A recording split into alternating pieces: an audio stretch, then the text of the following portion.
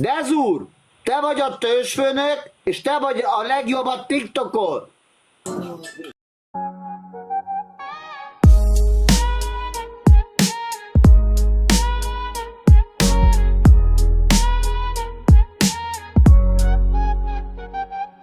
TikTokon pörög a show, nevem Dezúr. Mindenkit felhúzok, minden lány felszúr. Tabukat döntögetek, kezd a saját játék. Családom ideges, de én csak nevetek. Provokálok élőben, nincs fékezés. A nézők kiabálnak, ez az igazi érzés. Vagy pillanatok jönnek, senki sem tudja mikor. Határokat feszegettek, ez a fő motívum. Itt a Dezúr show, minden nap más a téma. Botrány vagy nevetés, sosem tudod mi vár rám. Szokimondó vagyok, ez a fő karakterem. TikTok világában én vagyok a fejedelem. Itt a Dezúr show, minden nap más a téma. Botrány vagy nevetés, sosem tudod mi vár rám. Szokimondó vagyok, ez a fő karakterem. TikTok világában én vagyok a fejedelem. Családom feszül, mert nem értenek engem. De a követők tudják, miért csinálom ezt rendesen. Ironikus vagyok, humorral fűszerezem a durva témákat. Finoman prezentálom nektek, karakteres flowval beszélek minden témáról. Feszültség van otthon, de itt szabadon érzem a váratlan fordulatok. Sosem tudod mi jön a show, minden napja új kihívás hoz. Itt a Dezúr show, minden nap más a téma. Botrány vagy nevetés, sosem tudod mi vár rám. Szokimondó vagyok, ez a fő karakterem. TikTok világában én vagyok